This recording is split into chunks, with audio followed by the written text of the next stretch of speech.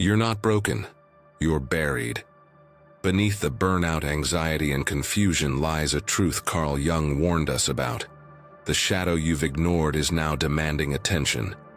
This video reveals the hidden reason you feel lost, and why your breakdown might be the first step toward becoming who you truly are. Chapter 1. The Invisible Crisis. Why you're breaking down. You wake up tired. Not just the kind of tired that sleep can fix, but a deeper kind. A kind of weariness that clings to your bones, even after a full night's rest. You go through the motions, checking your phone, brushing your teeth, showing up to work or school, but something feels off. You're functioning, but not really living. You smile when you're supposed to, you nod when people talk.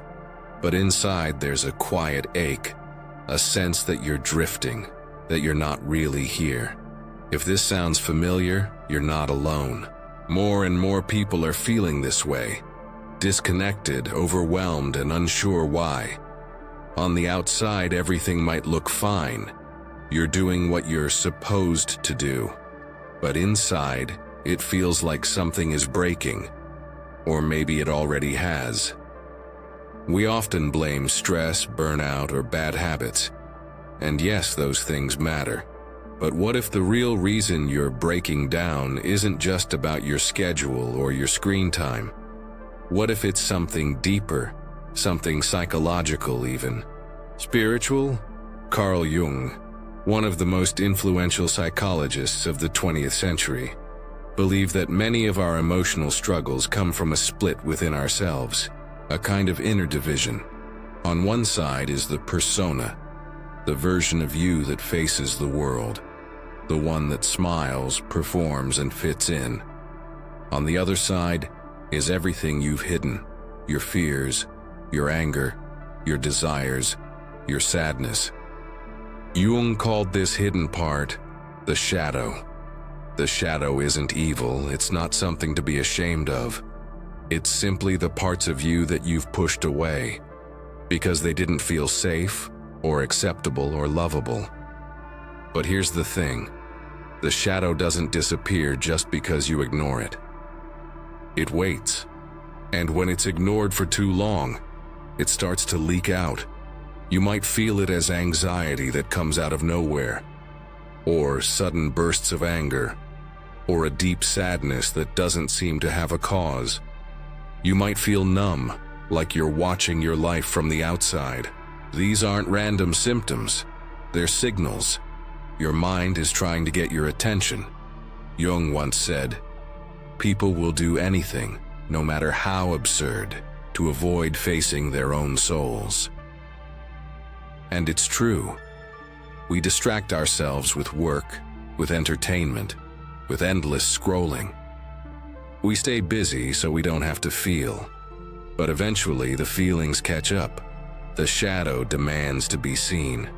Think about the last time you felt overwhelmed. Was it really about the thing in front of you? Or was it something deeper? Maybe it was the pressure to be perfect, or the fear of being judged, or the sense that you're not allowed to be fully yourself. These are the kinds of wounds the shadow carries. And when they're ignored, they don't go away, they grow. This is the invisible crisis. It's not just about mental health. It's about identity, about authenticity, about the cost of living a life that looks good on the outside but feels empty on the inside. We're taught to succeed, to impress, to keep it together, but we're not taught how to be whole. We're not taught how to face the parts of ourselves that hurt.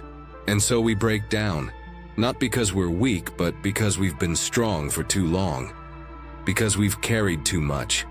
Because we've silenced too many parts of ourselves. The breakdown isn't the problem. It's the message.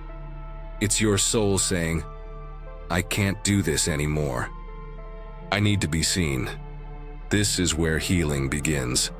Not by fixing yourself, but by listening, by turning inward, by asking, "What have I been hiding? What part of me have I abandoned?" It's not easy. It takes courage, but it's the only way to feel whole again. You don't have to do it all at once. Start small. Notice when you're pretending. Notice when you're performing. Notice when you feel that ache in your chest or that tightness in your throat. These are clues. They're pointing you toward the parts of you that need love, not judgment. And if you're feeling lost right now, if you're in the middle of a breakdown, know this. You're not broken. You're becoming. You're shedding the false self. You're making space for something real, something honest, something whole. This video is just the beginning.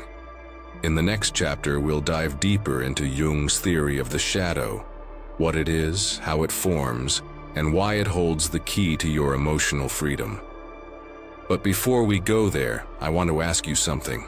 If this message resonates with you, if you felt the truth of it in your own life, please take a moment to subscribe to the channel.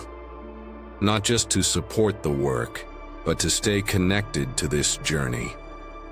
Each video is a step toward understanding yourself more deeply, toward healing, toward wholeness. You're not alone in this, and you don't have to figure it all out today, but you can start right here, right now. Carl Jung's warning, the shadow we ignore. There's a part of you you've been trying not to look at. It shows up in moments you wish it wouldn't. When you lash out, when you feel jealous, when you're overwhelmed by sadness for no clear reason. You push it down. Tell yourself to be better, to stay positive, to keep going. But it doesn't go away, it waits.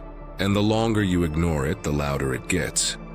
Carl Jung called this part of the psyche the shadow. It's not a monster or a villain. It's not something to be feared. It's simply everything you've disowned. The traits, emotions, and impulses you've learned to hide because they didn't fit the image you were taught to present. The shadow is made of the things you were told were too much, not enough, inappropriate, weak, or unacceptable. From childhood, we learn what's rewarded and what's punished. We learn to smile when we're sad, to stay quiet when we're angry, to be agreeable even when we feel violated. Over time, we build a persona, a mask that helps us survive and succeed. But behind that mask, the shadow grows. It holds the truth of who we are. And when we ignore it, we suffer. Jung believed that the shadow isn't just a psychological concept.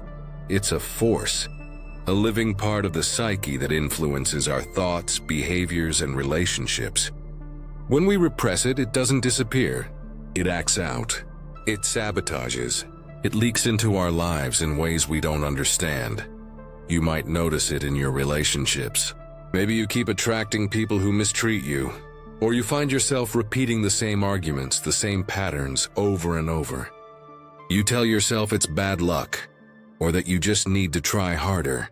But what if those patterns are your shadow speaking? What if they're mirrors, showing you the parts of yourself you've refused to face? The shadow isn't just made of negative traits. It can also contain your power, your creativity, your passion.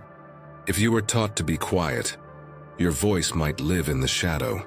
If you were taught to be selfless, your boundaries might live there too. The shadow holds everything you've buried, and that includes your potential. Ignoring the shadow doesn't make you stronger. It makes you fragmented. You become a version of yourself that's incomplete. You feel like something's missing, but you can't name it. You feel tired, but you don't know why. You feel disconnected even when you're surrounded by people. That's the cost of repression. That's the warning Jung tried to give us. He saw that modern life pushes us to be polished, productive, and emotionally numb. We're taught to chase success, not self-awareness. We're taught to fix symptoms, not explore their roots. But Jung believed that healing doesn't come from perfection. It comes from integration, from facing the shadow and making peace with it. This isn't easy. The shadow is uncomfortable. It holds pain, shame, and fear. It asks you to look at the parts of yourself you've spent years avoiding. But it also holds truth. And when you face it, something shifts. You stop running. You stop pretending. You start to feel whole. Facing the shadow doesn't mean acting out your worst impulses. It means acknowledging them. It means saying, yes, I feel anger. Yes, I feel envy.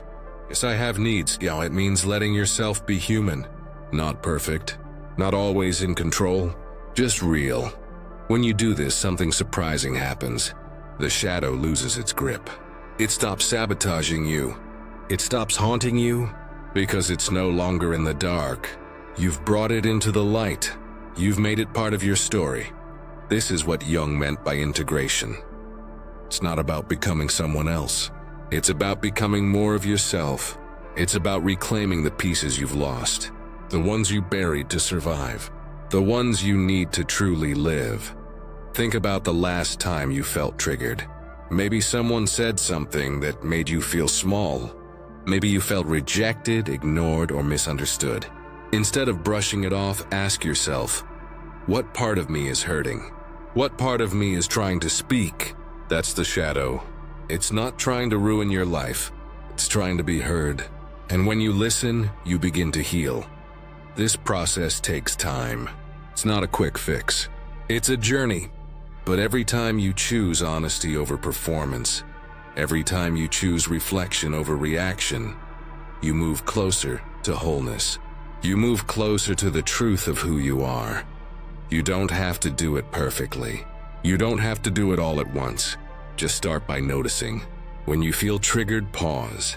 When you feel overwhelmed, ask why. When you feel disconnected, look inward. These small moments of awareness are powerful. They're the beginning of integration. Jung's warning wasn't meant to scare us. It was meant to wake us up, to remind us that the parts of ourselves we fear are often the ones we need most. That healing isn't about becoming someone new. It's about remembering who we've always been. You're not broken. You're not weak. You're not too much. You're simply carrying a shadow that's waiting to be seen. And when you face it, you don't just heal. You transform. Let's move forward. In the next chapter, we'll explore how breakdowns can become breakthroughs, how facing the shadow can lead to authenticity, creativity, and emotional freedom, how the very thing you've been running from might be the key to becoming who you truly are. Chapter 3, Breakdown as Breakthrough, Integrating the Shadow. You've felt it before. That moment when everything cracks, when the mask slips, and you're left staring at a version of yourself you don't recognize. Maybe it happened in the middle of a quiet night, or during a conversation that hit too close to home. Maybe it came after months of holding it together, and then suddenly you couldn't. Breakdowns feel terrifying. They feel like failure, like weakness, like proof that something inside you is broken. But what if they're not? What if your breakdown is actually a breakthrough in disguise? Carl Jung believed that breakdowns often mark the beginning of transformation. Not because they're pleasant, but because they force us to confront what we've ignored. They strip away the illusions. They reveal the shadow. And in that raw, painful space, something new can begin. When you break down, you're not just falling apart. You're shedding layers. Layers of performance.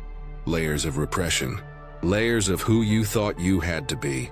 It's messy. It's emotional, but it's also honest. And honesty is the first step toward healing. Think about what happens when you finally allow yourself to cry. Or when you admit that you're not okay. Or when you stop pretending to be fine. In those moments, you're not weak, you're real. You're letting the shadow speak. You're letting the buried parts of yourself rise to the surface. This is integration. It's not about fixing yourself. It's about meeting yourself, all of yourself. The parts you love and the parts you've tried to hide. It's about saying, I see you. I hear you. You belong. Integration doesn't happen overnight. It's a process, a slow, deliberate unfolding. It begins with awareness, with noticing your patterns, your triggers, your emotional reactions. Not to judge them, but to understand them. To ask, what is this trying to tell me? Maybe your anger isn't just rage. It's a boundary that's been crossed too many times. Maybe your sadness isn't just depression. It's grief for the self you abandoned. Maybe your anxiety isn't just fear. It's your intuition screaming to be heard. These emotions aren't enemies. They're messengers. And when you listen, you begin to heal. The shadow holds more than pain. It holds power, creativity, depth. It holds the parts of you that were too bold, too sensitive, too wild, too honest.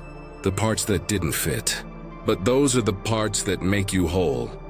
When you integrate the shadow, you reclaim your voice. You stop apologizing for your feelings. You stop shrinking to fit in. You start expressing yourself. Not just the polished version, but the full spectrum. You become more authentic, more grounded, more alive. This doesn't mean you act on every impulse. Integration isn't indulgence. It's awareness. It's choice. It's the ability to say, I feel this and I understand why. Now I can respond, not just react. That's emotional maturity. That's psychological strength. Breakdowns often come when we've ignored ourselves for too long. When we've pushed through pain, silenced our needs, and pretended everything's fine. Eventually the psyche says, enough. And it collapses, not to punish you, but to wake you up. That collapse is sacred. It's the moment the false self begins to dissolve. It's the invitation to rebuild, not from perfection, but from truth, from depth, from connection. You might feel lost during this time. You might question everything, your identity, your relationships, your purpose. That's normal. That's part of the process. You're not losing yourself. You're shedding what's not you. In this space, reflection becomes essential. Journaling, art, movement, silence. These are ways to meet the shadow, to give it form, to let it speak. You don't need to understand everything right away. Just begin. Just listen. Dreams can be powerful here. Jung believed that dreams are the language of the unconscious. They reveal what the conscious mind can't see. Pay attention to symbols, to recurring themes, to emotions that linger. They're clues. They're maps. You might also notice synchronicities, those strange, meaningful coincidences that seem to guide you. A book that falls off a shelf, a conversation that hits a nerve, a song that feels like it's speaking directly to you. These moments aren't random. They're part of the unfolding. As you move through this process, be gentle with yourself. You're not on a timeline. You're not in a race. Healing isn't linear. Some days you'll feel clear. Other days you'll feel lost. That's okay. That's human. You're learning to live without the mask, to feel without numbing, to speak without fear. That takes courage. That takes time. But every step you take toward integration is a step toward wholeness. Eventually, you'll look back and realize that your breakdown wasn't the end. It was the beginning. It was the moment you stopped running, the moment you turned inward, the moment you chose truth over performance. You'll see that the shadow isn't something to fear. It's something to embrace. It's the part of you that holds your story, your depth, your humanity. And you'll know that healing isn't about becoming someone new. It's about remembering who you've always been. This is the journey Jung pointed to. Not a path of perfection, but a path of integration, of facing the shadow, of reclaiming the self. You're not broken. You're becoming whole.